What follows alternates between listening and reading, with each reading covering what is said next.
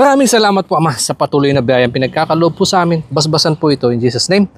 Amen.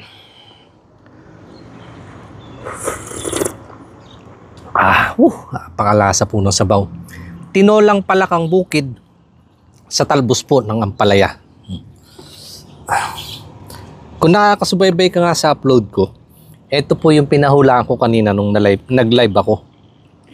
At mayroon na ho nakakuha ng tamang sagot. Kaya, sagot na din natin yung kanyang pamerienda. At maraming salamat po sa mga nag-sponsor.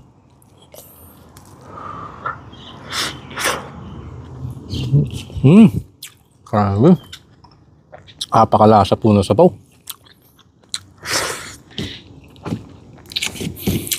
Exotic ho sa ilan, pero sa amin mga laking bukid, first class ho yung mga ganitong klase ng ulam.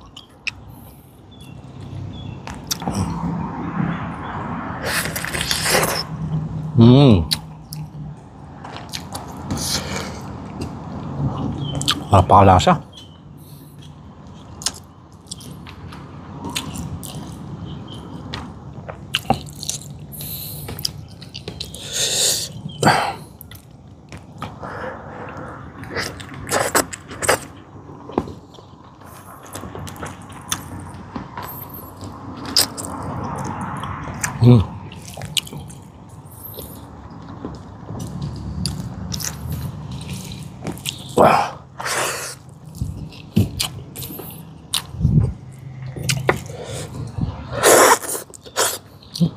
Ang bango ho talaga kapag may tanglad. Pabati lang ho sana yung live ko. Yung biglaan, nagkatuwaan na, nagpahula na ho tayo. Yan, tabayanan nyo sa mga susunod, mga kanayon. Ang daming naglabasan ng mga gusto magpaabot ng sponsorship. Sila na daw bahala sa mga makakakuha ng tamang sagot. Kaya mas pinalaki, mas pinadami ang ating ibibigay.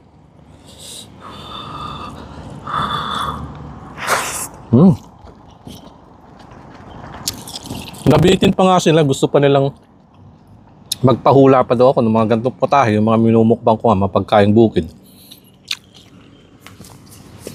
Pero hindi ho kasi ako ready. Wala na akong maisip. Sa susunod, paghahandaan natin yan. Paghahandaan natin yan.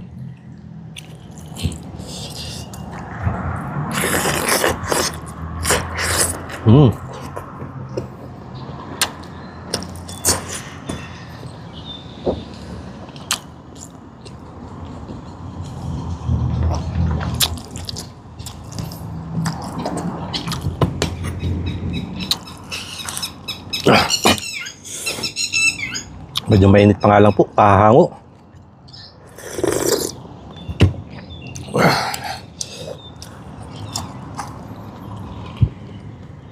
Ano yung masarap sa baho kapag ganyan mainit sa baw.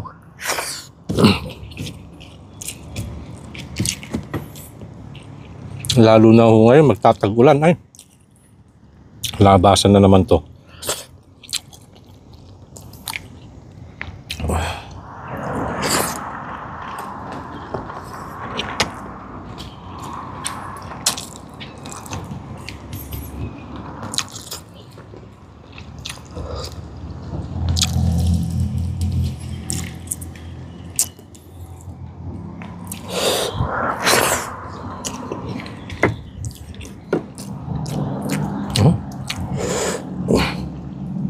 Dami ang palaya.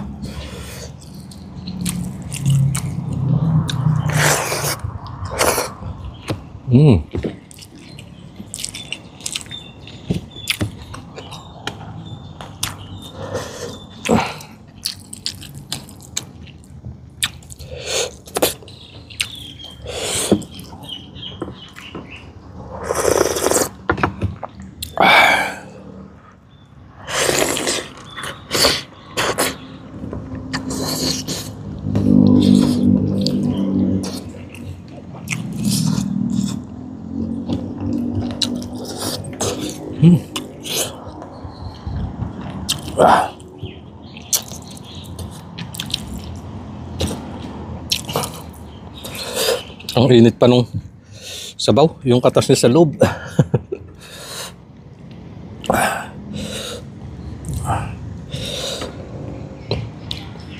Parang mauubos ko ah.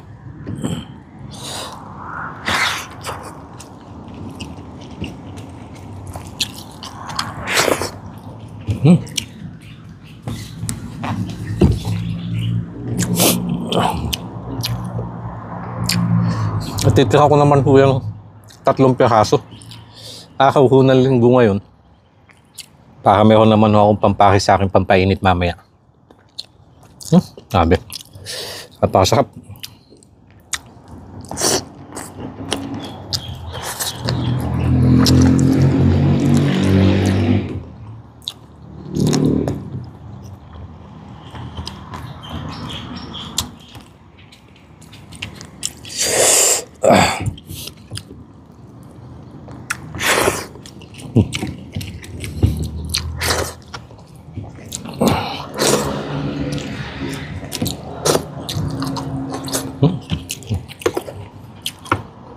Solve na naman ho ang pananghalian.